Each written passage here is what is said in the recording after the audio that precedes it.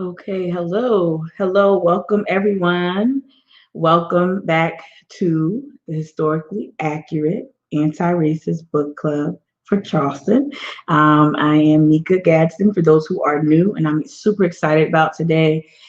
There's a lot going on in the world right now, and I feel like this book club is a way for me to kind of carve out a little bit of space and peace, and I'm definitely want to do that as we kick it off the beginning of the book club. Really quickly, I just want to acknowledge that I'm not in this by myself. I got my co-moderator rocking with me today. Khalid is going to be with us.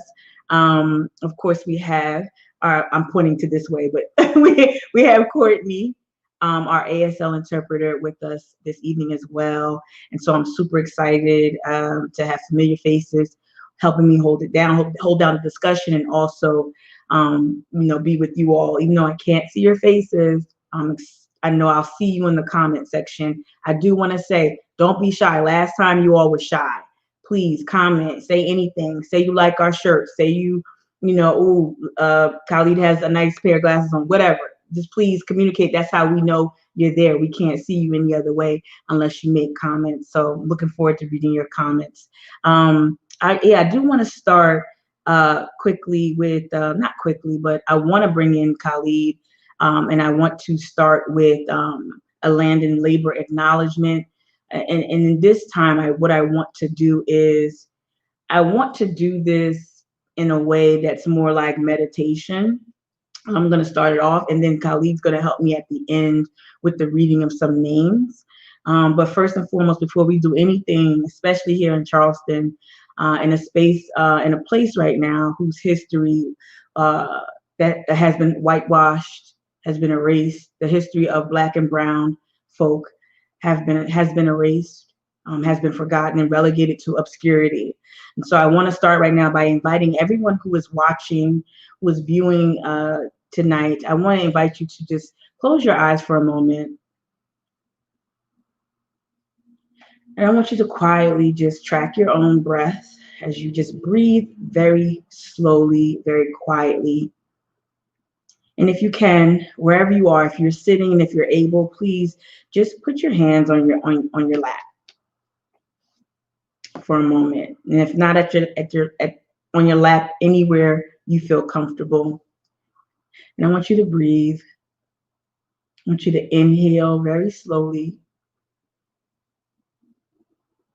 And I want you to exhale very slowly. I want you to breathe in and think of community. Think of a warm hug or any comforting thought, something that brings you joy here in Charleston.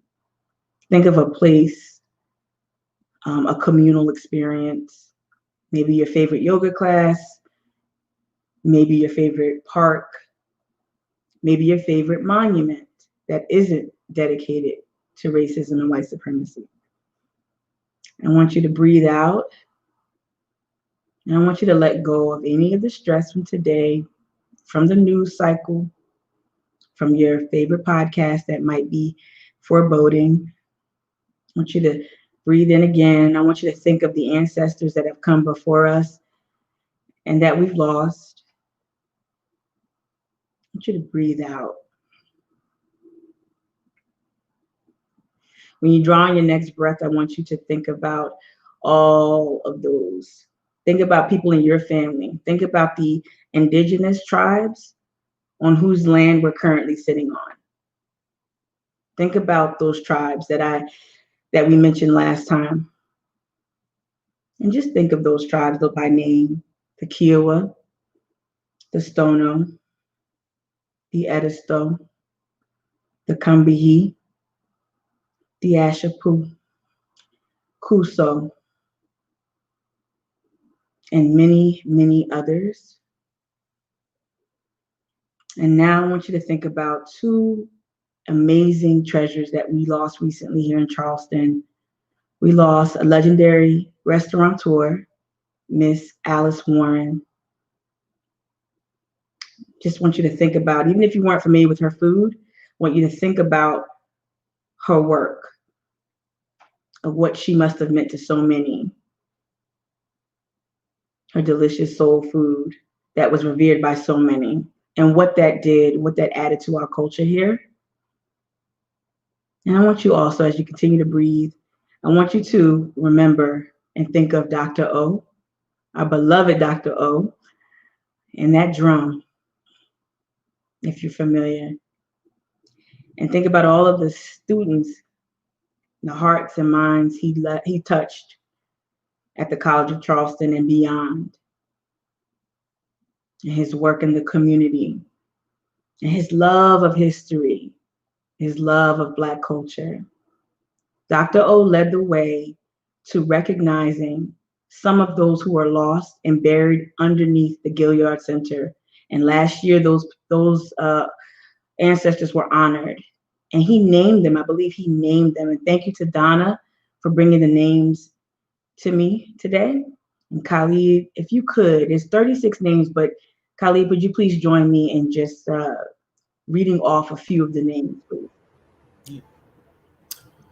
All right, the names for the 36: Kusa, Lisa, Riri, Risu, Pile, Juba, Kwabina, Ganda, Kiana, Kutu, Kidzera, Jode, Talata, Ajana, Anika, Nina, Nana, Daba, Babatunde, Lima, and the other 36 as well. Thank you so much. And so I'm gonna ask you to open your eyes and join us. Thank you for partaking in that. Thank you, Khalid, for your help with that. Again, it's important to acknowledge those who've come before us, those who have worked, whose work and labor was exploited, whose lives were lost, or just those who've just been forgotten, and just honor them and hold space for them here. And so thank you for joining me in that exercise. So tonight is all about just really celebrating the amazing work of Eden Royce and Akue Page. I'm super excited. We've read Spook Lights I. I feel like a YouTuber. Do I need to do this? Spook Lights I and Spook Lights II. And we're also getting ready to jump into Root Magic as well. Got me a little advanced reader's copy. I'm super excited about that. But before we get there, I thought it would be, Leslie actually suggested this during our first book club planning. I wanted to bring you someone local, a trusted voice, a trusted resource for information, for history, for culture, someone who's decolonized the whole education process in terms of bringing Gullah to the masses without forfeiting any power. I think Akue is extraordinarily powerful in terms of her presentation and in terms of what her voice offers to the collective and to the massive even. And so I'm going to read a little bit about Akue. Akue Page is an extraordinary leading voice within the Low Country community. As an activist, educator, and Gullah Geechee torchbearer and a culturist, she has established herself as a cherished fixture in our area. Tonight, Akue has been invited to speak on Gullah spirituality and its African influences and other influences too. Many of which if you read Spook Lights I and II, you've probably already been acquainted with a number of African influences within Gullah Geechee spirituality. So without further ado, I want to invite Akue to come and present and just talk about all things Gullah spirituality and African influences tonight. What's going on, everybody? I'm so glad to be here. Thank you again for inviting me onto the show. And Gullah Geechee spirituality is so much, and it's things that we don't even think about. I'm so glad that we're having this conversation. I'm glad a lot of people are now diving into and celebrating Gullah Geechee heritage and Hoodoo Heritage Month. It's like ironic that those two fall within the same month, because when we think about spirituality, we tend to just think about religion, but it's so much bigger than that, even within like our language, and that's the reason why that was one of the first connections that they wanted to disconnect us from was our language. Because even like okra, which is a Gullah Geechee food, that means soul in like in the West African culture, the Akan culture, which ironically is where my name came from, Akua, born on Wednesday. That means soul, in which we all say that right now to this day. But just thinking like how deep the spirituality goes, and going back to food, even like our New Year's tradition, we make sure we got pot of greens. We make sure we got black eyed peas. All of these represents, prosperity or good luck. All of that ties into like Gullah Geechee spirituality. So, and even the food that we cook, because like a lot of us growing up, it's not like we had a cookbook in our hand. We was learning from grandma, grandpa, and them, and we still cook those foods to the day. Even if like they died and went on to a different realm, we still cook these foods today, and that's us like practicing Gullah Geechee spirituality, because, we're cooking that food in honor of them. And some of us, I know I do, I put a plate out, for my ancestors, so just even that. And something else that I wanted to dive into is like dancing. A lot of us just think we just doing hip hop moves, doing a little TikTok hitting the whoa. But if you look at like how they dance on a continent, it's so similar. All of that is African spirituality, which ties into Gullah Geechee spirituality, which is why like they tried so hard to oppress us, to make us feel like we're not supposed to do this. Like anything we do, even down to twerking, there's spirituality in doing that.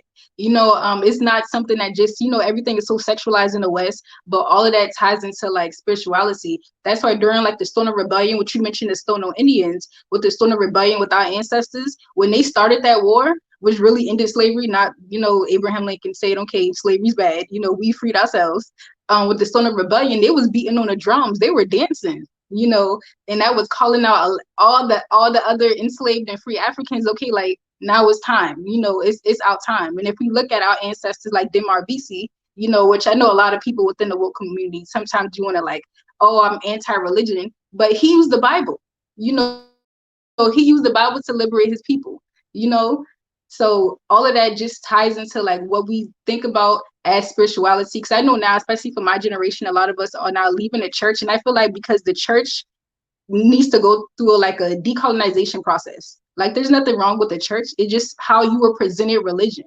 Even now, because like, I don't know if any of y'all can relate to it, but a lot of people in our generation like, oh, I don't mess with Christianity, I want nothing to do with it. But it's just the way we were introduced to it. But there's nothing wrong with it, down to the praise house, down to the way we speak in tongues. All of that is Gullah Geechee spirit. And going back to dancing, if you go to a church, I mean now because COVID, so we're not in churches, but if you go to a church and you see them old ladies, you see how when they get the spirit and they get to dancing and shuffling, all of that is African spirituality. You putting the oil on your head, all of that's Gullah Geechee spirituality. That's hoodoo. I was just telling some of my family members that who feel like certain stuff that I do, oh, that's witchcraft, that's evilness. You do the same exact thing. You do the same exact thing when you putting the oil on your head, when you getting baptized in a river, versus just putting water on your body. Like all of that is hoodoo. But going back to what I said earlier about language, what we think about language, people feel like, oh no, talking to your ancestors is evil, but you talk to angels. That's the same thing. It just, we call it ancestors instead of angels. That's the exact same thing. So it's like when we think about spirituality, I want people to think like, don't think in a colonized mindset. Like think outside the box when you think of spirituality, because it's not just, it's not just in a box. You can't put it in a box, and it's not just inside the church. It's everywhere, especially with our ancestors. Because mind you, it's not like we was able to like freely practice our religion. So we had to disguise it. But they were still in tune. They were still connected with their creator, and they were still in tune, especially with the music. Cannot forget about that. Our music is so spiritual, it's so powerful that we use that to even free ourselves from bondage. All these songs, even to this day, we hear how hip hop has such a huge influence, but where did hip hop come from? That came from them Negro spirituals. And where did Negro spirituals come from? That come from us on those plantations. And yes, the music may have been corrupted, but if we look beyond that, we can see just how powerful that is. If you ever went to a concert and you hear like a rapper or a singer, they have the whole audience moving with them. Like that's power right there. Like to me, that's magical within itself. I bet. I don't know if I'm going too off. I got any questions while I'm talking? No, you know what? No, we can hop in there and just and jump in with questions. I really appreciate that. I think what you're doing too is and this is what I think you're successful in doing on all of your platforms. You make it relatable, and you kind of thread things together. And you're right, there's African influences. We used spirituals were ways that we talked and communicated while we were enslaved. And then in the civil rights movement, songs, freedom songs, there are little albums and albums of freedom songs that are influenced by our experience, our lived experience as descendants of the formerly enslaved. So I think people like to think of it as two different things or separate things, but there's so much relationship there. I wanted to hop in or ask Khalid, if you don't mind, would you read like the first question to Akua and see if she can knock that out the park? Yeah, of course. So, as a fellow Gullah Geechee Charlestonian, what is your most memorable encounter or story that you have with root work, spirituality, or Charleston's mystic history? And just to explain that a little bit further, like I just know like my grandmama just telling me stories about, seeing like spirits and all of that, like, through downtown. So I just want to know what's your most memorable or favorite story or encounter? So I have two, one that I don't like and one that I do love. The first one is when I was younger, like the grown folk used to always say, if you don't listen to your elders, that hag come ride you in your sleep. So even to this day now, I'm kind of like low-key nervous to sleep on my back because that seemed like when it would happen. Oh, so that's one I will never forget. Like I say, and there's a lot of people within the Gullah Geechee community. That's why we tend to not sleep on our back because of, older people telling us, oh, they had gonna ride you in your sleep if you don't listen. And now I'm older, I feel like that's probably just something they use to kind of scare us into listening to them. But that's one thing I remember. One thing that I love that I recently had was I'm starting to now go back to plantations because our ancestors left their footprints in there. I know a lot of people like, oh, I don't want to go to no plantation, which I felt like that for a while too. But I went there and it was like I can feel my ancestors talking to me. It's so weird, especially with the trees. Like, and I was recently at McLeod Plantation. I discovered that our ancestors was living there up until the 1990s. Like I'm like, whoa, I was born in 93. That wasn't that long ago. So like, and just being there, it's like I can feel them. And I kind of feel like that's what we need to do. Because like who else is going there and saying their names? When other people go there, they want to feel good. They want to just, oh, who made the architecture? They don't want to hear about, the stories, what really went down. So, and just being there, I felt like so many different emotions. It's like they feel honored. They don't feel forgotten. Because I feel like that's really when a person dies. I don't feel like when you die, that's just the end. I feel like the person dies when you no longer call their names. You forget about them. So that's like one of the most recent like spiritual experience I'm having right now. Is just really going back. Even I recently went downtown Charleston too, because you can see like the fingerprints, like literally our ancestors built all of Charleston. Yep. And it was so many fingerprints you can still see downtown on the bricks. Yeah. Thank you so much. So every time I'm like nodding emphatically because I go to McLeod when it's closed. Like low key, I know the camera's probably watching me, but like I go by the water where the cemetery is, where there's no headstone. And you always have like the Bucker and them, like they ask like, where are the headstones? And they don't understand that, like, how basically our bodies were treated in death. But knowing that my ancestors are there and knowing that a lot of them escaped through that waterway over there, I always go there at like maybe at sunset and just talk to them. Like, especially if I have a problem, I just talk to them and I just want to make them proud. And I thank you for like I think what you're doing is giving power to that practice. Like you said, creating an altar, leaving food, leaving an offering, leaving candy. I know I leave candy or something sweet or something indulgent. And I think those practices need to be normalized, especially for those who have roots here. Even if you don't know your roots here, we can't be afraid of that type of spiritual practice and make that part of your everyday. Like, I think that's important. Leslie, I was going to read the comment from Courtney. A shout out from Courtney. Courtney Thomas says, oh my God, I remember my mom talking about the hag and the hang, and my grandma wouldn't let us leave our hair and nails laying around. Now, Akue, I saw you post something about the hair. So what's wrong with leaving hair and nails? Yeah, I'm glad you brought that up. So, because that's another one. That's something that we do universally as Black people, and I love that because that's why I tie it. Because I tell all Black people, even if you wasn't born in a Gullah Geechee home base, Charleston was like the main port, so you more likely got Gullah Geechee roots, okay? But that's something a lot of us was taught like just growing up. If you combing out the hair in your brush or whatever, do not throw it away. You either gotta burn it or flush it, because the story is if a bird get it, they gonna make a nest and you gonna get headaches, or somebody can get it and put root on you. You know. Can I say this? So my mama not from, my daddy's Gullah Geechee. My mama from but from New Bern though. Like, so she right there. She probably Gullah Geechee, don't even know it. Like but she always told me I couldn't throw mine away. She said a bird would get it, but it wasn't this. It's so funny. It was a different story, but kind of the same story. But that shows you like how Black folk have these traditions, especially in the Black Belt down here. Like right. I didn't know that. Okay. All right, y'all. So burn your hair and flush it. Do not. Right. And don't forget the spaghetti, since we on this topic too. But down here is the red rice and also Alfredo for the ladies. If you don't know him like that, don't eat his Alfredo. Wait, say that again. Same concept. You know, with the spaghetti and the red rice, you don't eat it from a woman if you don't really know her like that, because they can put their menstrual blood in it and tie you to them. But you know, and it's the same with women. A male can put their sperm inside Alfredo or something white and tie you to them. So like, that was yeah, so like that was something else I heard growing up. Like, don't eat. They told the males, don't eat nobody's spaghetti you don't rock with like that, and don't be eating no man Alfredo you don't rock with like that.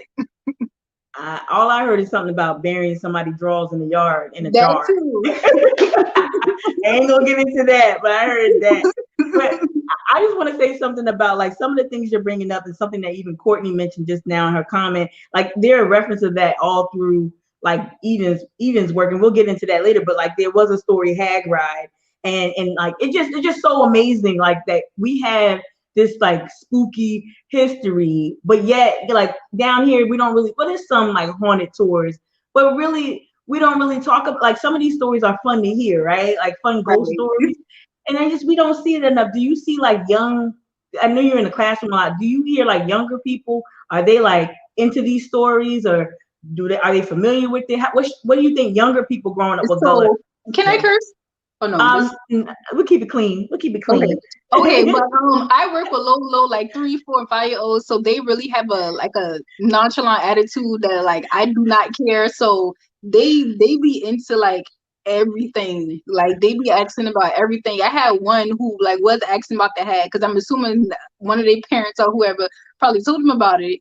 But they don't care. They have zero fear. I feel like we put fear in kids because they are like fearless. They do not care. But as far as like deep questions, not really. Probably just because like they're young. They just, you know, some of them haven't even been here for like 5 years. But I do get a couple questions, or even like they would draw it. Like this one kid, which is so funny. Like he was drawing what appeared to be a picture of it looked like a hag, and so everybody was freaking out. It was like, let me bring the Bible and anointing oil. But that to me, that just shows though like how young kids are, and I feel like kids are closer to like, you know, our ancestors and the creator, because they just here, they just came here. So I found it hilarious though. But no, sometimes they be talking to old Uncle Jacob, and old like, exactly. How you know about old Uncle Jacob? We didn't even tell you about him, but you talking to him in the living room. Khalid, go ahead and read your second question for Akue, if you don't mind. Yeah, of course. So, like you mentioned this before or earlier, Gullah Geechee culture is so much more than like the surface level of what we see, you know, on the market with, you know, sweetgrass baskets, and, you know, just the other stuff throughout downtown. But what is your key motivator in making sure that it stays alive? So, like empowering other Black Charlestonians, you know, to speak their language and to be proud of speaking their language.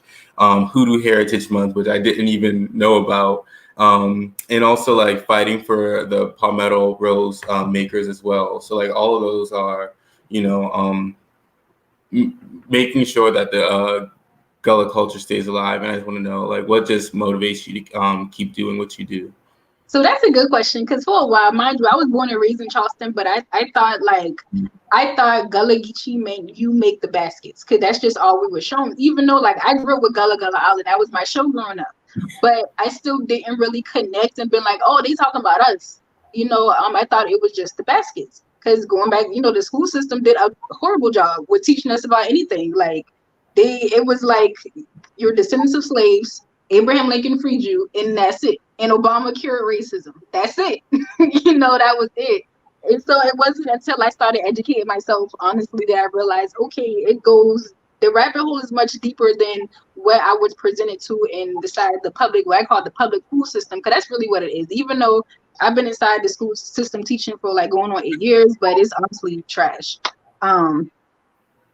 And that's really my motivator, because I realized like how harmful that was for me growing up. Like I had to constantly turn my Geechee, which our older community members would tell us when I was younger, you got to turn your Geechee on and off, which basically means code switching. That's harmful, because it's like I think better in my first language. Like, why I need to conform, to like, especially if you understand what I'm saying, or if I'm passing, like, why do I need to speak quote unquote standard English? And that's something I'm fighting in the school now, because I feel like, who told you that American English was the standard to begin with?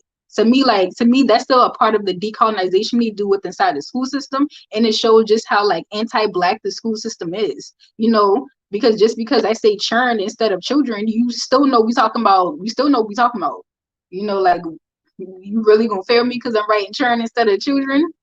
But that's really my motivator, because seeing that the work we've been doing, like just seeing how these kids' faces light up. Like me and my brother, we recently spoke at before pandemic shut everything down. We spoke at a jail where kids between, I want to say the youngest was like 12, between 12 and like 17.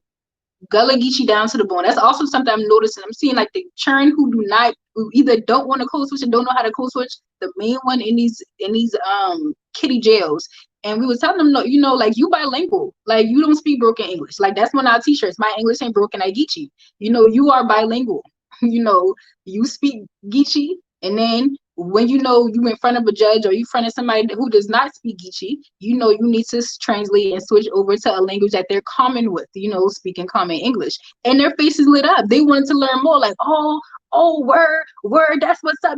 Like, just seeing like the pride in them, because it's like, you're not gonna be out here wanting to shoot somebody that look like you. You're not gonna be out here doing self-destructive behavior if you came from more than just a descendant of slaves. And that's the narratives I'm trying to like eradicate within the school system, because they still started off, even though they have like these cultural competency trainings, because they had one before I left the school system, and their idea of cultural competency training was to take all the teachers to a plantation, then go to a Gullah Geechee restaurant. I'm like, you're just reinforcing that their history started with slavery.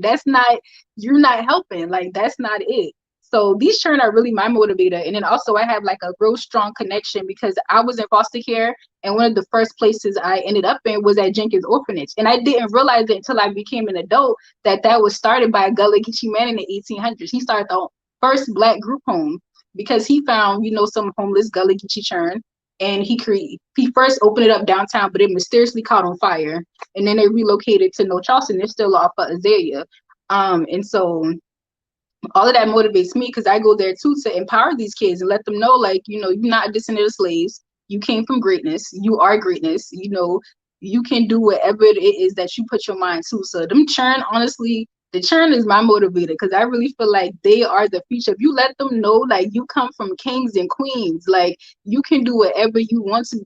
You can do whatever it is you want to be. You want to be a doctor. You want to be a lawyer. You want to build homes for a living. Like, whatever it is that you want to do, like, you can do that, because that's naturally inside of you. Like, you come from greatness. I'm just starting to go away from saying that our people was illiterate just because they didn't know standard English. Because my great granny, she didn't know how to read or write in common English, but she had a whole business selling pies, making quotes. So to me, like, you're not illiterate if you know how to do all that, So no, that was so powerful. I'm so happy you just like went off on that run, because I so many things, and I see people are really I see at least one comment where people are really like just resonating with what you're saying, or what you're saying is resonating with them. There's so much power in language, and I wanted to say thank you for sharing that part about your upbringing. I think that whole Jenkins Orphanage is like a treasure trove. There's music history in that. There's so much rich history with that orphanage alone, and yet a lot of our history, we don't even forget a plaque or a silver sign. It doesn't even get brought up in school. Right. And and I love to let people know my Gullah journey, like reconnecting with my history, even though I never was really, it wasn't severed. It's just I wasn't raised down here. But when I did come down to finish high school, my last 3 years of high school here at St. Andrews, shout out Rocks. When I did come down here, the language was like, it just hit me like out of nowhere. I immediately, I was afraid. I didn't understand. My dad lost his accent because he was in Jersey for like 20 something years.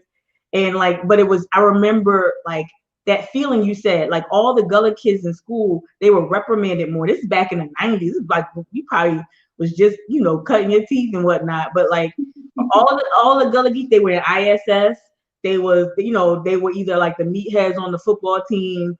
And they just spoke with that really rich language. And you're right, it's a second language and it should be recognized as such. So I just want to say thank you. I could talk to you all day, real talk. Sarah says, Sarah Zachman, she just wrote a comment saying, beautiful and true perspective. Yeah. And then another Facebook user says, agree that these students are bilingual and we need to celebrate it. Absolutely. Thank you so much. Well, Akue, we do want you to stand by. I don't want to use that phrase no more. We want you to stick around. You family, you stick around, and we're gonna transition to our second part of we're right on time. Look at that. I didn't even watch the clock. All right, thanks, y'all. Thank you. You ain't going nowhere, but yeah, you go ahead. You can hit mute, but that's it. But we're gonna keep it flowing, keep it rolling. So the next portion of our program, we're bringing our guest, our featured guest. I'm so excited. Eden, I know you probably like, this girl's so annoying. I'm so excited. I love all right, let me give her a proper like introduction. And I probably should have written it myself, but I pulled it from the internet. So if there's anything, oh no, Khalid, you're gonna read it. You read it. All right. Eden Royce is from Charleston, South Carolina, and is a member of the Gullah Geechee Nation. Her short stories have appeared in various print and online publications, including Faya, and she is a recipient of the Speculative Literature Foundation's Diverse Worlds Grant. Root Magic is her first book. Eden now lives in England with her husband and cat. You can find her online at www.edenroyce.com. Perfect. Thank you so much. Look, thank you. And for those who don't know, Eden is rocking Sweetgrass baskets. Well, no, Sweetgrass. Oh my gosh, Sweetgrass clothing line. These are my kinfolk too. Shout out to the Mitchell boys. Shout out to my cousin and them. But yeah, I'm super excited to have Eden here. I've had the pleasure and the honor of interviewing Eden, and much like Akue, just someone who's just really able to express Gullah culture. And like Akue mentioned, Gullah is not just confined to language or some of the things that they traffic and sell downtown, which is like which is important, the sweetgrass baskets and other things that the artisans make. But it transcends that. And I just immediately fell in love with your books when I was trying to figure out more about root magic and, is it negative? Is it all those questions? And I stumbled across Spook Lights, and I just immediately fell in love with it. It's just amazing. So I just wanted you to first just present and maybe introduce yourself to folks. And if we got anything wrong in your bio, go ahead and correct it. But then we'll hop into some questions as well. But go ahead and tell folks about yourself. Well, as you said, I'm Eden Royce. There's nothing to correct in the bio that you've given. I am from Charleston.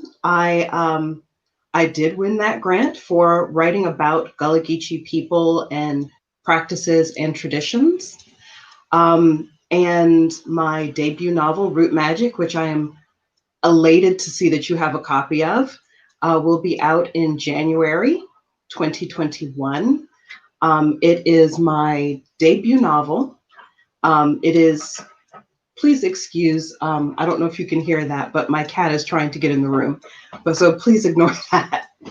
I am probably going to chat briefly about Spook Lights, but also Root Magic, because Spook Lights was written for an adult audience, while Root Magic was written for a younger audience. Not saying that Root magic can't be enjoyed by older readers. I certainly believe that it can, especially if you happen to be interested in either root work, Southern conjure, or Gullah Geechee funeral traditions, which do resemble a great deal of those funeral traditions on the African continent.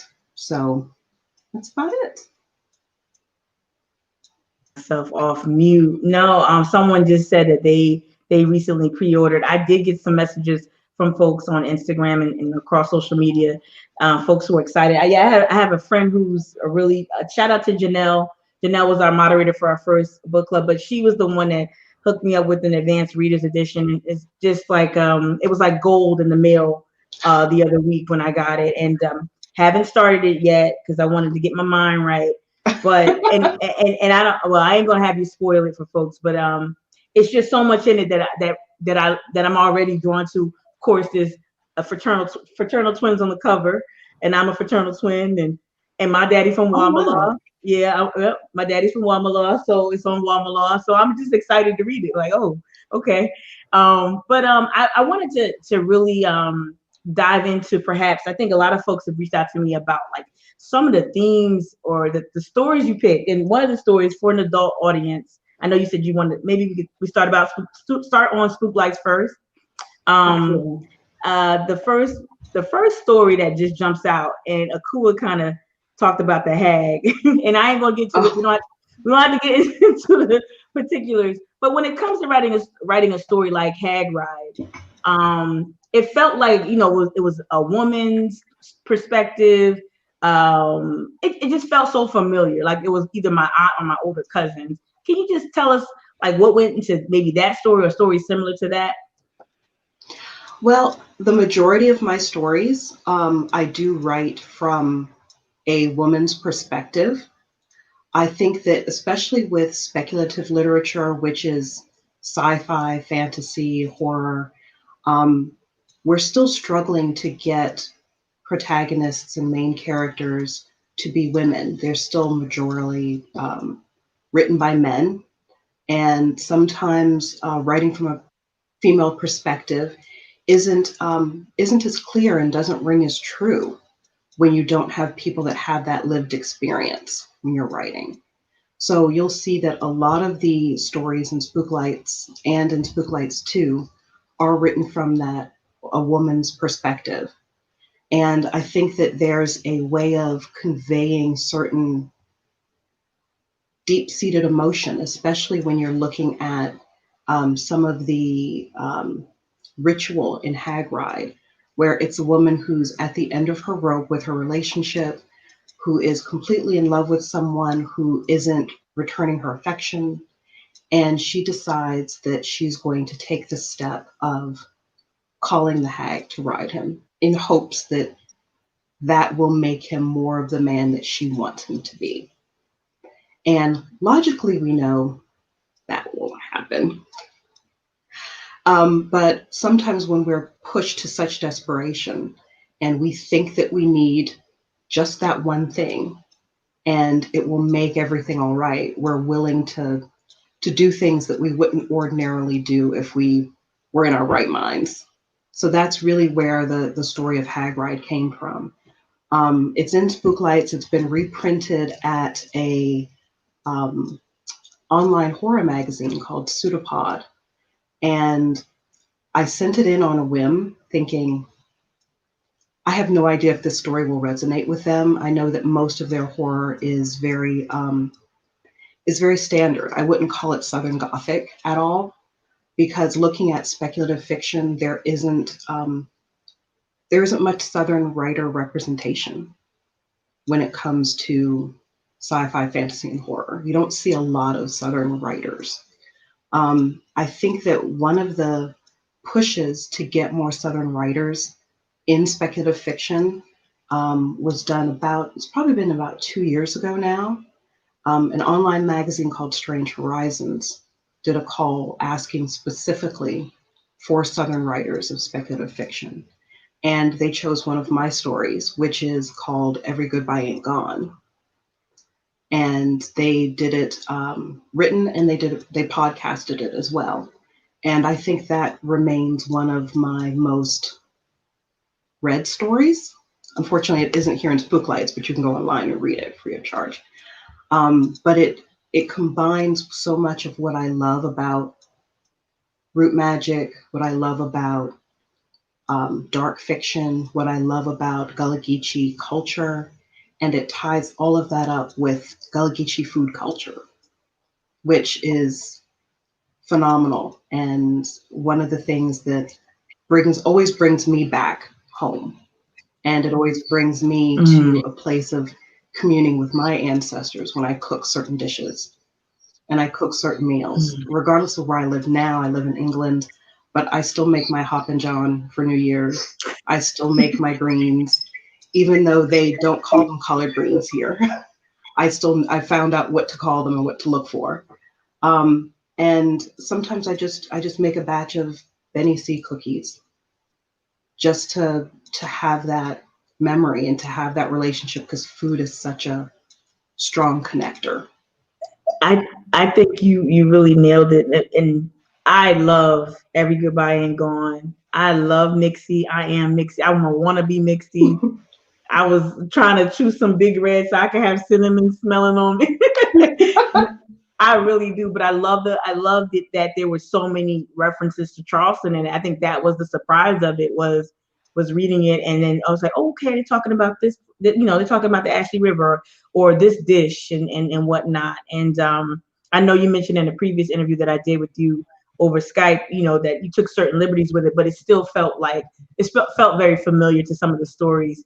I'm going to ask Khalid to read the first question we have and then after Khalid's question, I'll read the one from a book club member after this question. But Khalid, go ahead and read the first question for Eden.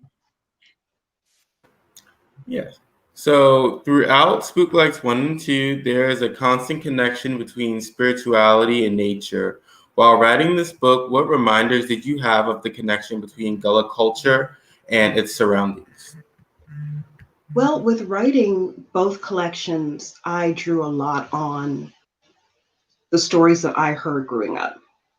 The stories from my mother, my grandmother, visiting family members, because my grandmother was that lady in the community who everybody wanted to come to for advice. So people would come over to the house with a bag of shrimp with the heads still on, asking if they could sit with her for a minute and ask her a couple things, work out whatever their problem was. So, I would be the one standing at the sink, deheading all these shrimp and listening to the advice that she's giving them. So I grew up in this household where, our door was almost never locked because somebody was coming in for something, or needing something, or wanting advice, or wanting her counsel. And it just got to be a sort of a world where you would hear these stories and hear little bits and tidbits. And at the time, I may not have grasped everything, but looking back on it now, I would just, say, I've got to write about that situation. Because as a young person, I may not have sort of understood all the nuances, but as a person looking back on it, I just go, how did they get themselves into that situation? What sort of dire straits are they in that's making them or pushing them to this point? I also mentioned this in the author's note of Root Magic. I grew up with two Helens in my life. I grew up with my grandmother, who was from Jedburgh. And then I grew up with, whose name was Helen. And I grew up with my great aunt, whose name was Helen. And she was from Johns Island. And she was a root worker. And there was this push-pull within my own family of people that practiced root magic, who believed in it, and people who just went, no, we're not going to talk about that. We're not going to discuss that in this household. So having different people within my same family in that push-pull of, do you want to learn? Do you want to do this practice? Should you not? And it's a world that I try to recreate in root magic between the twins. They're pushing and being pushed and pulled between Doc, their uncle, and their mom, who wants them to just get a good education. She's very much the side of the family that is, you need to learn regular English so that you can grow up and get a good job and support yourself and don't rely on anybody else. And then there's Doc, their uncle, who's going, these are our family traditions. These were passed down through generations, and there's a reason we hold on to them. And if we lose them, then what will we have? We'll have what everybody else thinks that we do, or what everybody else thinks about us. And that's not enough. We need to put in the work to learn this. And that was the background that I grew up with. And when I went to pick up a book to read, those weren't the topics that were discussed when I was growing up, especially in children's fiction. Even now in speculative fiction, when you would read about Southern conjure magics, they're considered an evil thing in a lot of these stories. So you don't get any nuance, you don't get any understanding of what was the original point of root work. The original point of root work was as protection for the root worker, for the root worker's family, for the root worker's loved ones, for the root worker's property. And how did we get to a point where Hollywood and media have made conjure magic something that in and of itself is this evil entity that has to be destroyed? Because, you know, the protagonist of this movie is just walking around innocently, of course, and all of a sudden conjure magic comes out of nowhere to try and destroy their life.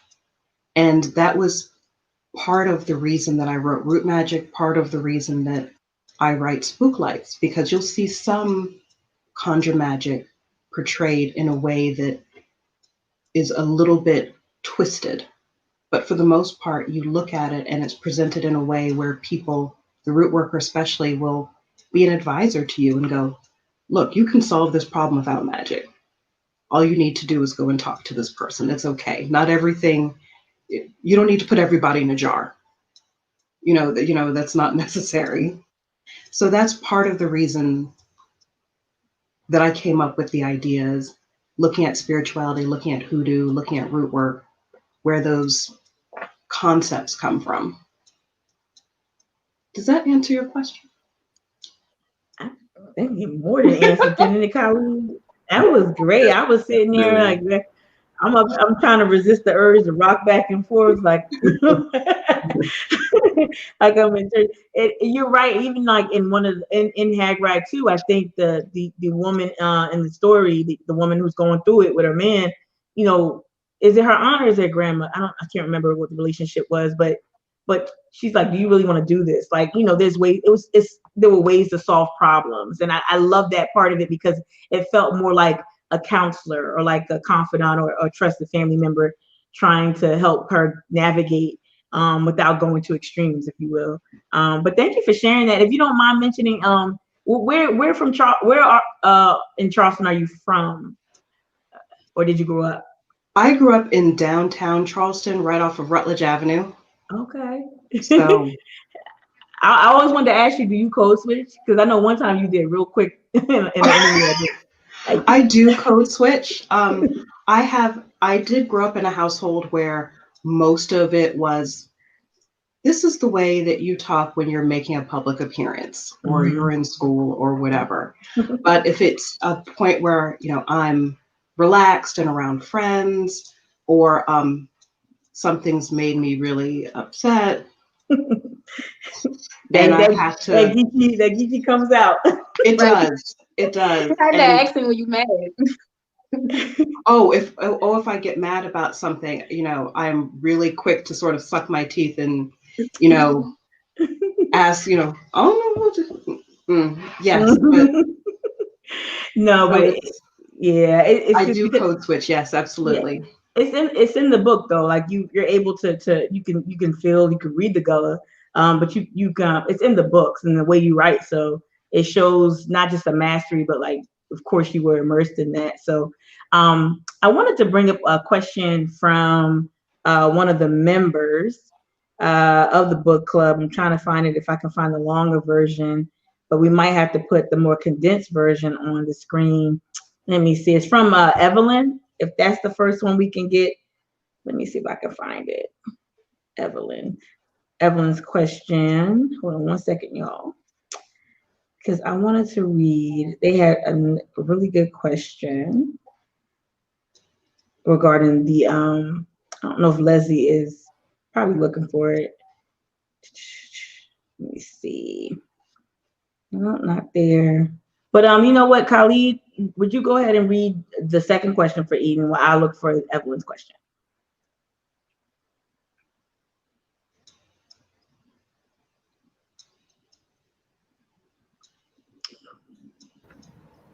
Sorry, can you repeat that? Can you hear me?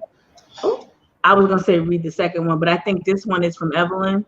Okay. Yeah, but you can read it out loud for me. I was there. All right. Yeah. When you write, do you have the whole entire story in your head? And if so, how do you choose what pieces make it onto paper? It depends on the story. Since you've read Spook Lights, I can probably refer you specifically to individual stories. If you read Homegoing in Spook Lights, I wrote that start to finish in one sitting. I had all the other stories ready to go into the collection, and when I looked at the word count, it felt a bit short. And I just thought, I need something else to go in here. And that one just came to me, and it came out really quickly. The choking kind took me longer to write because sometimes you get an idea and you sort of have to sort of fight with it to make it work. And the choking kind is based on a story that my grandmother told me ages ago, and it sent a chill down my spine at the time. And I never forgot it. And I always knew that that story would work. Sometimes you question yourself when you're writing. How can I make this come together? How many times should I edit it before I either say it's finished or I'm just not dealing with it anymore? But I knew that that story would come together. It went through maybe 3 rounds of edits with people reading it. So it depends on the story, and it depends on how confident I am with knowing exactly what needs to happen. With some of these other stories, like The Watered Soul, the first one, I wrote that for a contest, which I did not win. But I thought it would be a good way to start the collection. And a couple of the other stories, I had to write to find the story. And I call it that because I will have a small piece of an idea, whether it's a character or whether it's a plot or whether it's I know a specific scene in a story that needs to happen that I want to write, and I have to conceptualize everything else. Sometimes you have to write to find the story, and that means edits and revisions and all of that. But and it's more so revisioning than something coming to me all at once, like it did with Homegoing, excuse me. So it's a rarity that I get something fully formed like that. But it happens occasionally.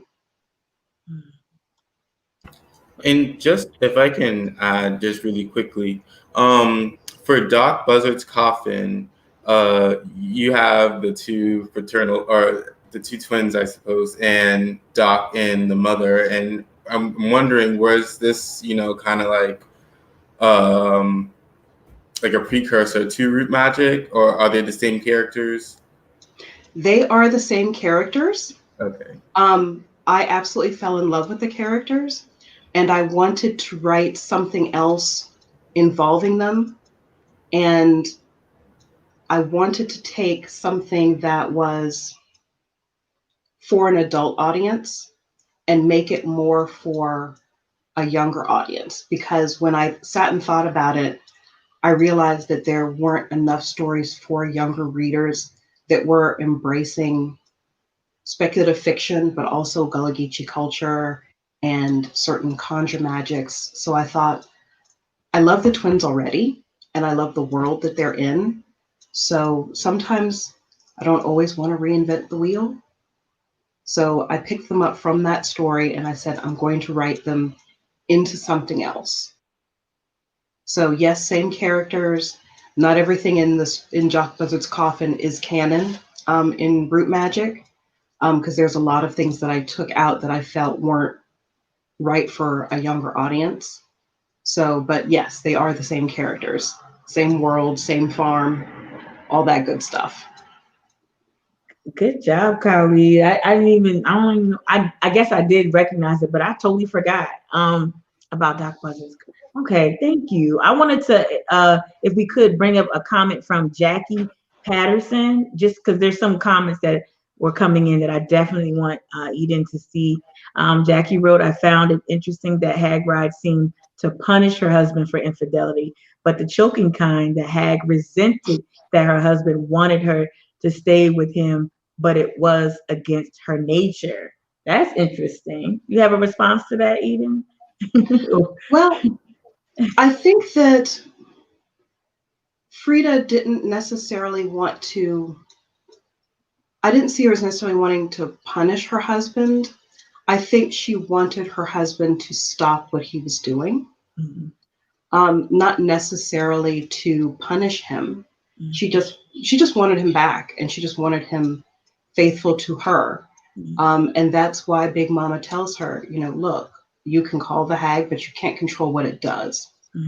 So the hag does end up doing something that is considered, certainly considered a punishment, but that looking at Frida's response and reaction to what happened to him, she's horrified by it. And that wasn't what she wanted. She just wanted him to wake up one day and go, whew, I'm done with all of that.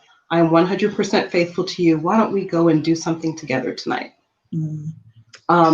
And then the choking kind is more of a hag that's tried to insert herself into humanity for a certain amount of time.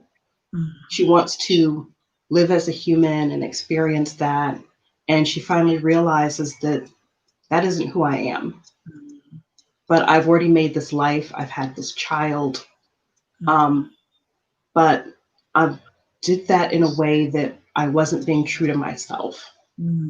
And I think sometimes we as people see creatures and monsters that are not human as very one-dimensional.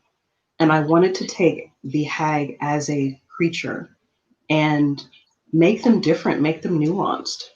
They're not all the same mindless monsters that you have in horror movies that just go, I want to feed on brains and that's it. That's the only thing I'm thinking about. And I don't think that those are typically the experience that creatures from the African continent have. They are usually very nuanced creatures, even if they're seen as monsters. And I wanted to bring that into these stories because, and it's not necessarily giving monsters humanity, but I think it's more of a looking at how people see the other as a term. People see the other not only as you're different from me, but they also tend to see the other as lower than them. You don't have the capacity to reason. You don't have the capacity to understand. You don't have the capacity to care or to love or to feel. And I wanted to give these characters that were considered monsters those abilities. I think that was extraordinary. Thank you for that explanation. It made me think immediately of Toni Morrison's Beloved, in that, like, how that spirit came back, and it wasn't just this boogeyman or boogie woman. It was a lost child coming back in a different form, not of this world, not of that world, somewhere in between. And also, it made me think of it's not a monster, but Anansi, the spider. In terms of, like, is that Ghana? Is it? I don't know if it's from Ghana or Kenya, but how they have take on different characteristics, cunning, not just something that's I guess explicitly evil or bad. It just has depth, and I think that your stories present that. Thank you for that. It makes me even want to go back and read The Choking Kind again, because that one really sat with me. I wanted to just bring up one more comment from Pamela Ferguson, and then we're going to transition to Root Magic. But Pamela wrote, loved reading your books. In Hand of Glory, what type of arm was that the detective had? Oh, yeah. What type of arm was that detective had?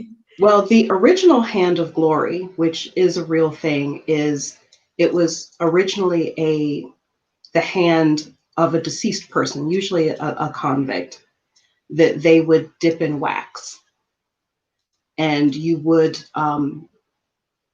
basically insert a wick and light it, so it would be this sort of 5-fingered candle.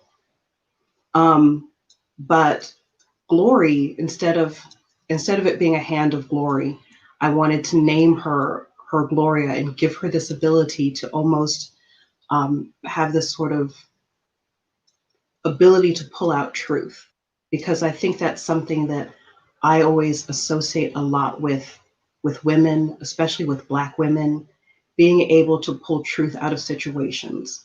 And I wanted her to have this superpower of being able to, when she wanted to and when it was the right time, force people to make these admissions and reveal these truths. And revealing truths is something that you'll see echoed in Every Goodbye Ain't Gone as well, because so much of our history has been hidden and covered. Our discoveries, our inventions, what we've contributed to society has been hidden from us. And that's a recurring theme in my work, is revealing truth. And that's really what I wanted to give Glory. Thank you for that, and thank you for those for book club members who submitted questions. We're not going to be able to get to every comment, but we definitely can look at the chat later on YouTube. So Eden, I'll make sure you'll get the link to the YouTube and you'll see the comments there.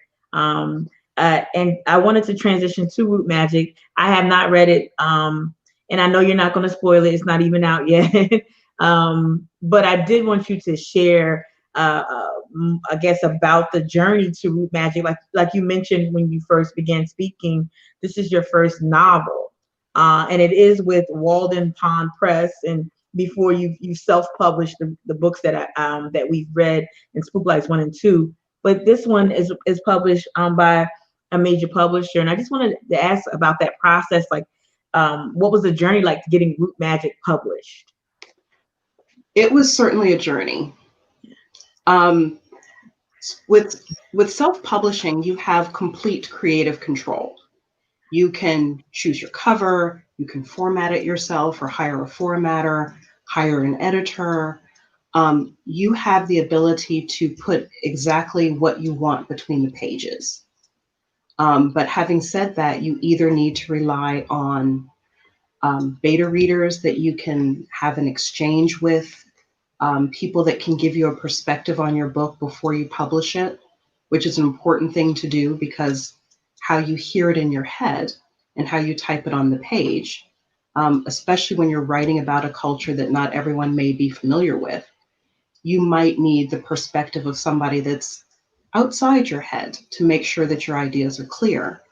When I decided to pursue traditional publishing with Root Magic, because I thought, I've had some things at small publishers, I've self-published, I wanted to try traditional publishing. And I think sometimes people feel like if you self-publish, that's it. You can't pursue anything else. But you absolutely can. You can do what you want as long as you have the wherewithal to focus and be patient, because it does take longer to do traditional publishing. I originally wrote Root Magic as individual short stories, because the idea of a novel just seemed enormous. And I eventually wrote to connect those short stories. So when I went to look for an agent, I sent out, I can't even remember the number. I think I have it in a spreadsheet somewhere. how many queries that I sent out, because you have to write a query letter and tell them why they should represent your book. So that process took time. I finally got myself an agent, and I had several rounds of edits with the agent before they sent the book out to several publishers. And I only ended up getting one offer from a publisher from the number that they sent out. I had people come back and say, we're really fascinated by it and it's really interesting, but it needs work. It was the first novel I ever wrote in my life. As I said, it started as short stories. So I think it's a testament to the one publisher that picked it up saying, look, we know that it does need some work. If you're willing to put the work in to polish it and get it to where it needs to be, we're willing to work with you. Not every place was willing to do that or wants to do that. So I have to applaud Walden Pond Press and HarperCollins for wanting to put the work in with me. And we went through several rounds of edits, and there are different types of edits, structural edits, copy edits, developmental edits. We went through all of these things. But in the process, I was always very clear to say, I don't want to change the language, because in the book, you'll see Gullah phrases, but then you'll also hear people speaking in Geechee. So, you'll hear people saying, raise the window instead of lift this up, or, you'll hear somebody say, you better heist tail run, yeah. And so you'll get those things in the book that I said, I don't want to change that. There's a part where one of the kids says, if he come around here, I box him in his mouth. And I didn't want to make those changes because that's how I wanted them to sound. And I said, this is important to me. So when we go through these editorial changes, I want to keep that true, even though the kids do learn standard English and they're perfectly capable of speaking it.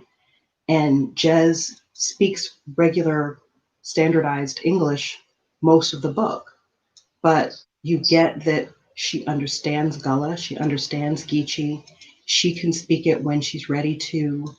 Her brother speaks Geechee more often than she does because she's very close to her mother, and her mother wants her to speak standardized English. And her brother is a little bit more like, you know what I'm saying. And he's a bit more free with it. So that was the big part that I wanted to maintain. And the difficulty with traditional publishing is the tendency is to remove dialect from books. And at the beginning of this process, my editor told me, dialect is sort of, from a standard point of view with editing, frowned upon, because it's typically either, number one, not done well, or number two, the dialect is not written by someone that's actually of that culture, and someone that's not of that culture is trying to duplicate someone else's speech. And it usually comes off as very derogatory. So they said, oh, we want to stay away from dialect. And I want to say that a thank you to Akue, because my editor went and educated himself. He saw your YouTube channel where you were speaking about the importance of Gullah, the importance of maintaining dialect. And he sent me an email and he said, I just want to apologize. I'm really sorry. I learned so much, and I learned about the discrimination that people have, how when I was growing up, if somebody called you Geechee, it was not a good thing. And now people are embracing that and saying that they're proud to be Geechee. And I was so impressed by that he wasn't relying on me to educate him. that he said, no, I'm going to go out here and I'm going to listen to these videos and I'm going to learn and educate myself. So he said, I want this book to be what you want it to be. So, you know, we're Heisen Tail and we're raising windows and we're boxing people in the mouth all through root magic. But the traditional publishing, it takes longer. But it opens your book to a wider audience, and that's the trade-off. Yeah, thank you for that. And I want to just co-sign.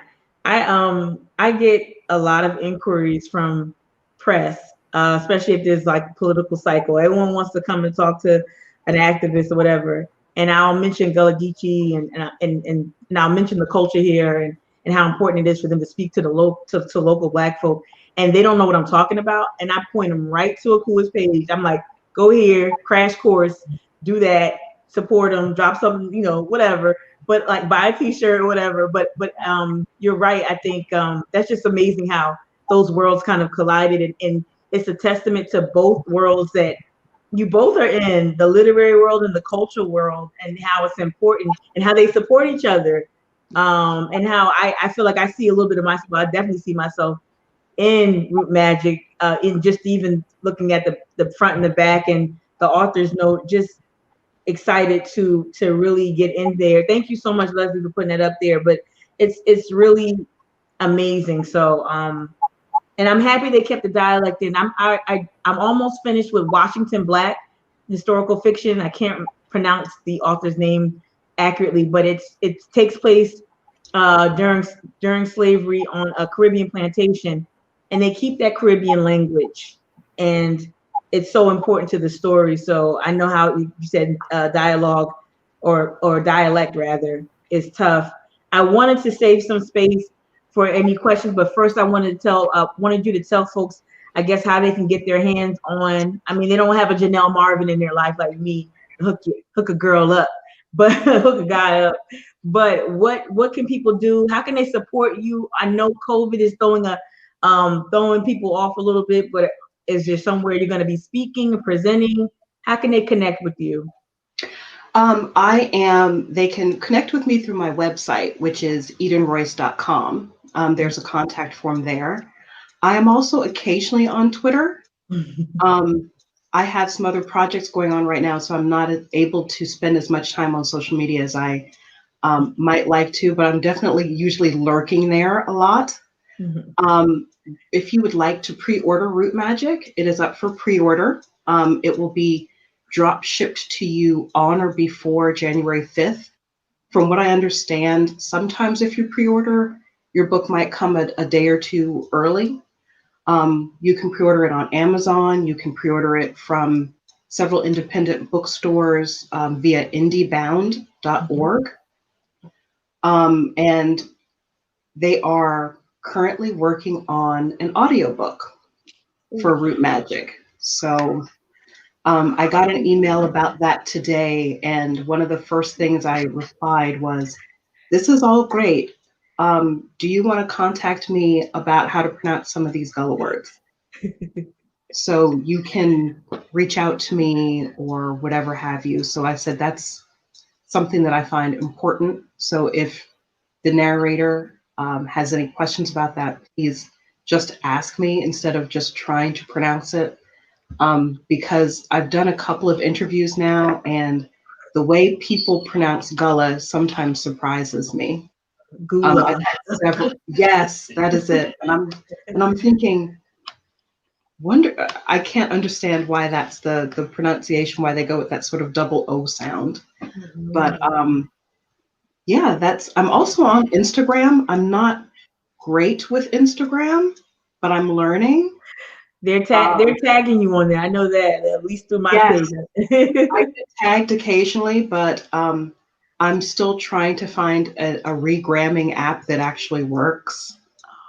Because sometimes they are a bit funny with whether they'll actually do video or the original post or whatever have you. So if you see me post something on Instagram, it's because I have pressed a button and just sort of crossed my fingers and prayed that it works. So well, we definitely got you covered. We will share and reshare on across social media.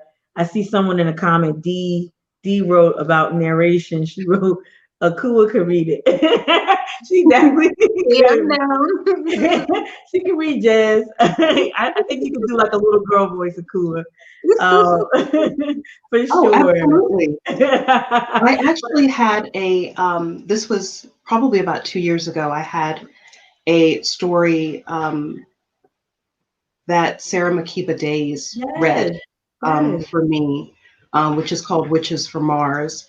And Sarah also, one thing I want to mention is Root Magic, since it's written for younger adults, there is an educational guide that will be coming out for schools and libraries with Root Magic, which Sarah contributed to as well. And it has activities, it has information about we as Gullah Geechee people, where we're from, how we've maintained our traditions. So she was lovely enough to write an essay that's included in that educational guide. So what Walden Pond Books and HarperCollins are doing is they're not just putting Root Magic out, they want it to be the book to be taught in schools. So they're pushing this educational guide along with the book itself for schools and libraries and educators to learn and understand about Gullah Geechee people and our contributions, and putting that together with the characters in the book. I think I'm looking forward to that, and I know so many folks who will champion or they will make sure that the book gets into schools for sure. Khalid, you came off mute, so I wanted to, yeah. Yeah, I just wanted to say, like, I think that's also just like a full circle with like what Akua is doing, because on one hand, she's encouraging kids in school to be able to speak their language in school, and now they can also read Root Magic, which is also their which also represents their language as well, so they can also connect with literature, which they probably, didn't have the opportunity to do before. So I just think that was something that's really cool as well. Yeah, I really love this, and I appreciate you. Like, I'm like feeling emotional right now because like for so long when I first introduced, like started telling teachers that these kids who are Gullah Geechee, because they'll put them in speech class, special ed, and telling them like, hey, they don't have a learning disability, it's just a different language. They literally laughed in my face. But it wasn't until like now with Black Lives Matter at the forefront, now people are starting to, oh, okay, we see what you're talking about. And now with more authors like yourself providing materials, it's easier now to like present them with something. And I know all the children will love this, because I wish I had something like that growing up. We see all these other characters and stories, like we got Harry Potter, like all these other stuff that talk about magic, but we never see like Black people represented in these stories. And I just feel like it's so important to have that. So thank you so much for writing this book. Like, thank you. Absolutely. And that's what I wanted. I wanted us to feel like we can see ourselves in the book. So the parental characters in the book, they do tell the kids, when I was your age, they put me in a special school thinking that we couldn't learn. And that wasn't the case. And those are things that are addressed in the book. And there are some historical accuracies as well. It's set in 1963 in September, which is when Charleston schools integrated for the first time. So that's brought up in the book as well. So there are other historical moments that are reflected in the book as well. So there'll be a little bit of that history that's typically not taught about us in regular history books that I've presented in Root Magic as well. You know what? Thank you for telling me about the timeline. That actually, and also the timeline in real history, integration, and the setting. I wanted to go back to something you touched on really quickly. You talked about funeral traditions, and can you tell us more about like what that looks like when we read Root Magic? Well, there's a lot that we have that connects us to the African continent with our funeral traditions. Regardless of possibly your relationship with the person, we respect people in death. Even if you may not have had the best relationship, you show up to show that respect. You talk about in the book, there is mention of babies getting passed over the coffin. There's mention of putting trinkets on graves. There's a lot of those traditions that I grew up with, visiting graves and talking to ancestors. There's a lot of those things that are tied up with what I grew up doing and seeing my family do, and looking at graves when I would visit my family and my ancestors, seeing what was on those graves, spoons and teacups, and it's not just, flowers, dolls, and things that meant something to the deceased. And those are the traditions that are also in root magic that Jez and Jay are taught, and they bring something with them to visit their grandmother's final resting place. So all of that is brought up in the book as well. Thank you for that. You're right. Like, I think that's one of my first graveyard memories. Is probably down here when my grandfather, July Gadsden, passed away, and seeing things that I would not normally see in the Northeast on the graves. You just really, like, I was just like an ancient memory. I didn't even remember that. But like you said, teacups and different trinkets. Yeah, I think people will be able to recognize that.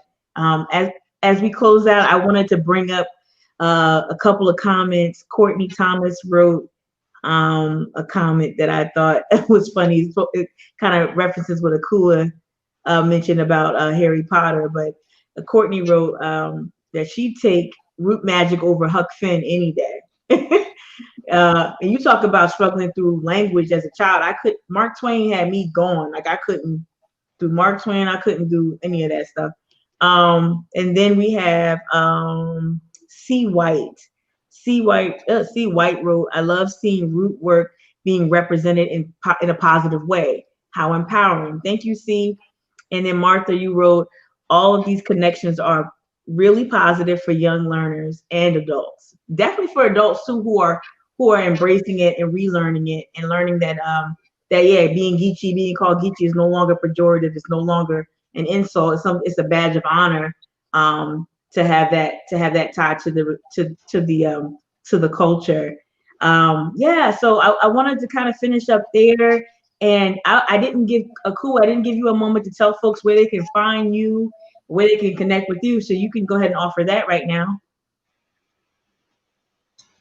You talking about me? Yeah. It was cutting off. I wasn't sure, but yeah, I'm on. Really, I do everything social media. So honestly, if any of y'all need help, I'm like, that's my specialty. So I'm everywhere: TikTok, Twitter, YouTube, Facebook, Instagram. You can find me Geechee Experience. You can find my personal page, Akue Academics.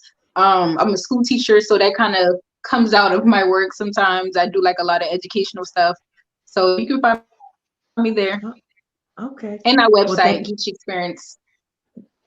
There you go. Support Geechee Experience. I'm thankful, so grateful for you, Akue, and I'm glad we finally got to connect. And really, I look forward to just watching you just continue to just rise. And Eden, I don't think it's nothing wrong with you repeating anything or reiterating where folks can connect with you again, just for emphasis. Yeah, absolutely. EdenRoyce.com. Twitter is at Eden Royce. Instagram is at Eden Royce Books. And if you would like to pick up a copy of Root Magic or pre-order it, you can do that on Amazon, or you can do that on indiebound.org if you would rather buy from a local bookshop. Absolutely. Well, thank you so much. And we'll continue to share that as we share out links to this event. I want to say a special thank you to Courtney, our ASL interpreter. This will be our, I think this is probably for now at least our last book club with the amazing Leslie Mack behind the scenes. I love Leslie like cook food, and she's just been phenomenal with everything and orchestrating this whole digital production. And of course, I could not do this without my right hand man, Khalid. Thank you so much for always just being there for me for last minute. I really appreciate you. But the book club is not over. Khalid and I were discussing how the book club was going to look going into the winter months with COVID and the elections happening. Oh, we got another Spook Lights was an incredible experience. Can't wait to devour root magic. Yes, thank you, Thank Kate. you. Yes, Kate, Matt. Thank you, and thank you, Jenny. Jenny, yes, and Jenny is a big. Jenny, I'm so sorry we didn't get to your question, but Jenny was also a really big fan and reached out and was like she updated me when she finished books, so it was really important for Jenny to be here as well. But thank you all. We'll talk. No Zoom this time, but I really do want to leave people with please, we're going into a really tough week. I really want folks, Black folk here, to who are listening, who are watching, please be safe. I want all of my extended book club community to please be safe as we navigate this next week, no matter what the outcome is after Election Day. I want us to all just keep community in mind and jump into some books. Find comfort in books, find comfort in something that Eden Royce has written or something that Akua has put together, or catch up with Khalid as he does Zumba. So, but yeah, I just want to say thank you all for watching and have a good night, and more updates about the next selections and next couple of months in a couple of weeks. So thank you all for joining us. All right. Aw.